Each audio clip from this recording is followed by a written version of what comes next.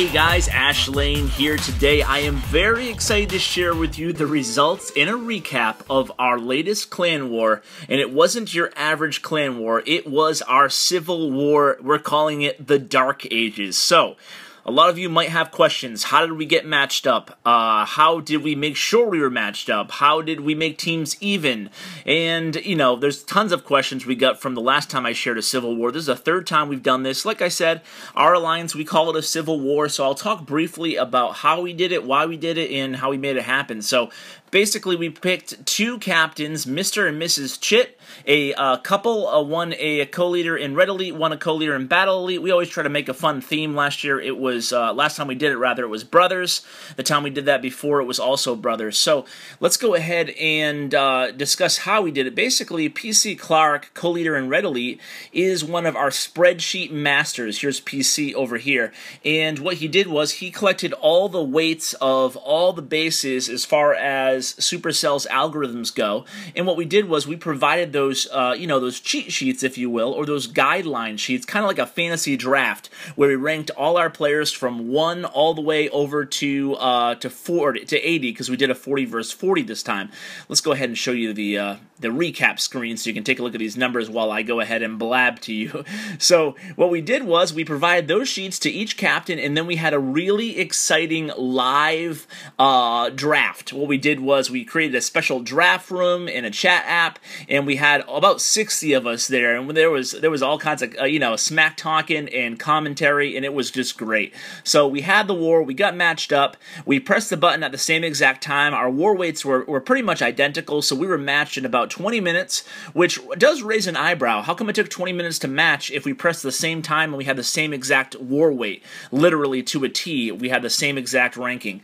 But anyway, let's go ahead and show the recap. You can see Red Elite did win. Props to Red Elite, my team, yay, and hats off to Battle Elite too. They had some great attacks. I'm going to show some attacks on both sides right now. Going to be a little bit of a longer episode, as I did want to mention that we called it the Dark Ages War because it is featuring these new dark spells. So let's go ahead and start without further ado with a attack featuring some of those dark spells. Now, there were so many great attacks in this clan war that I decided to break them up in a few episodes. I brought you a couple last night featuring the earthquake spells, and then I'm going to bring you a few today, and then I'm going to go ahead and show you a bunch coming up over the next week or so, featuring the Earthquake and some with Town Hall 9 Haste as well. So, not giving you all the goodies just yet, but let's get into these replays.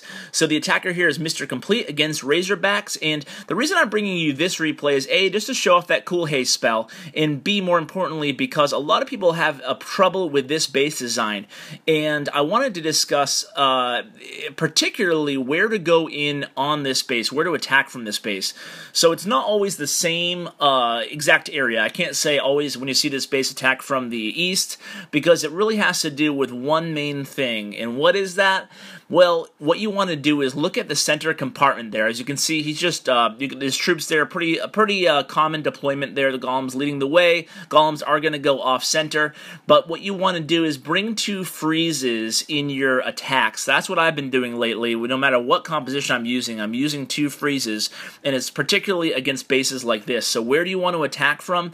You want to try to find the area where there's 2 Teslas, a crossbow, and an Inferno Tower, all in one little area that you can freeze. So you can freeze them all with one freeze spell. So that's what I do when attacking these bases. I'll use a jump or earthquake to get into the center compartment there, knowing that my golems are probably going to be going around. Some bases, some of these defenders will have air defenses touching the center compartment there. That's kind of like a gift to the attacker. If you see that, go ahead and attack right into that air defense. Your troops will hop right into the center, the golems included. That's just great. But if you can't find that air sweeper, if you don't see an obvious route to let your golems go into the center there, and you don't have enough troops or the right army built to spread out your attack really wide, go ahead and attack from that point where there's 2 obvious Teslas, as well as an Inferno and an Expo, because you can freeze just so much in that one area, providing enough cover for your Barbarian King and for your Witches / Archer Queen and Wizards.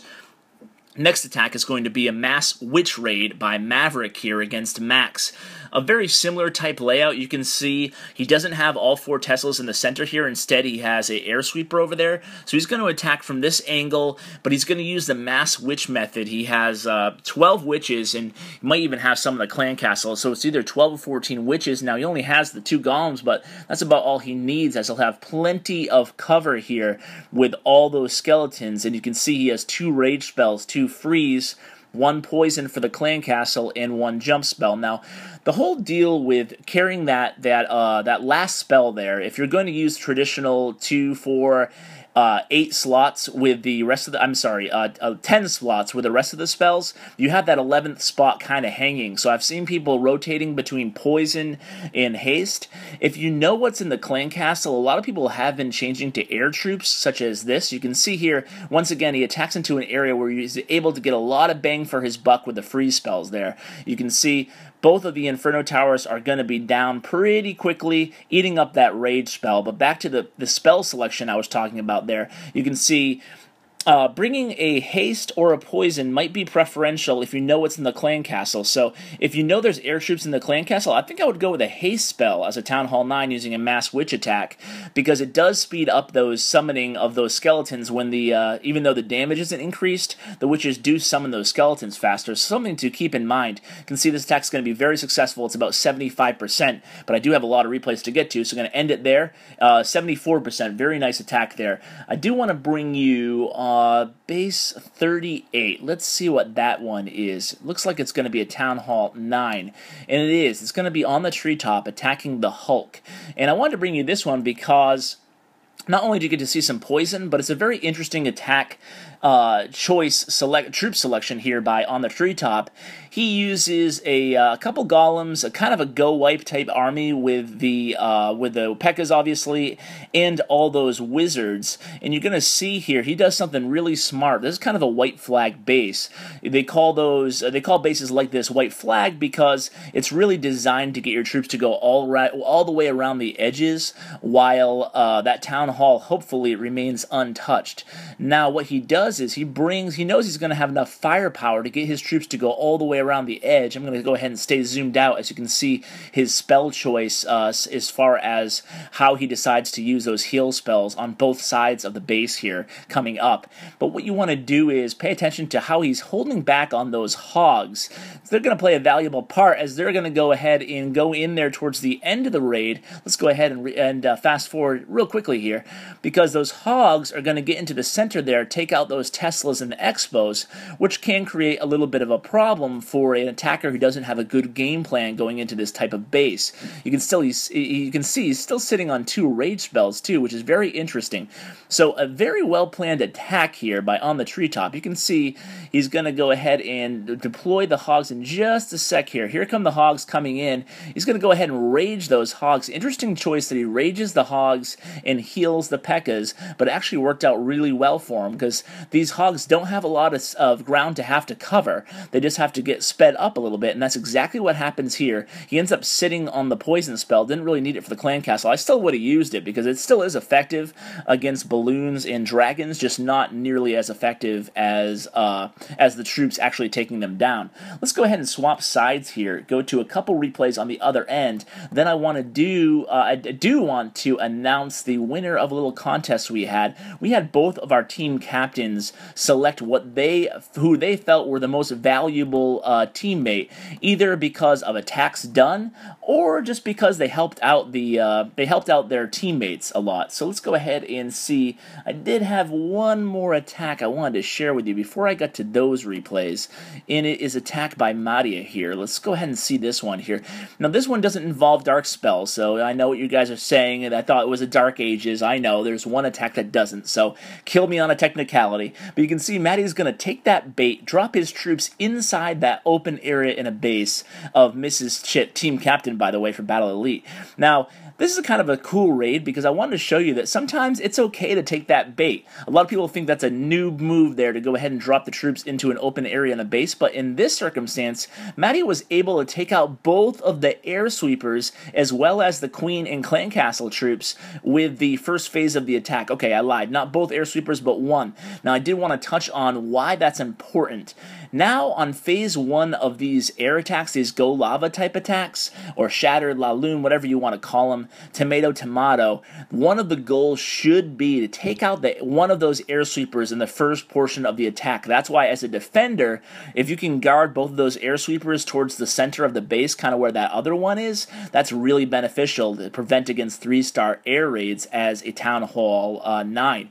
So you can see here, Matty is going to engage his phase 2 of the attack, deploying some of the lava hounds into the first air defense. Pretty standard deployment here. I do have plenty of guides on how to execute this 3-star attack, and Matty makes it look easy here.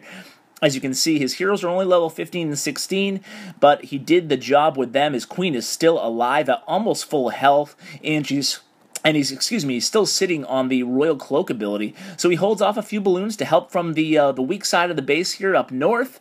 He's still using the rage spells. There's only one air sweeper left on the map, so it's not going to present a big problem. Kind of like how the first air sweepers were kind of ineffective. They weren't that much of a factor. Well, now that there's two, they play a much bigger factor. You really have to account for them in the beginning of the raid, have a game plan. So you can see he's holding back on a few more balloons. He didn't even need them in the attack. It was very well orchestrated, very well executed here by Matty, and you can see I'm going to go ahead and speed up here as it's just a matter of time. He has a lot of troops still left on the board, including a hound that never blew up, so he's lacking the puppies but didn't need them, as it was a very impressive 3-star attack by Matty, navigating through 2 air sweepers. Now I want to get to the award without further ado for the best attackers, or the best teammates, I should say. Obviously there were a lot of standout teammates in this war. It was a lot of fun, but Red Knight won for the Battle Elite team, and Red Knight 2-starred the top 2 bases, me and Jimmy here.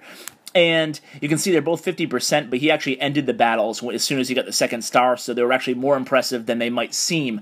So I'd say that was a valuable part of the team there, to get both of the top 2 bases down off the board, and those were right early on in our match too, so it wasn't looking good when he attacked both of us early on like that. But you can see he uses a pretty standard GoWiPe here, where he has the two golems going in the center, along with the flanking units on the sides there. Here come the golems from 6 o'clock going in.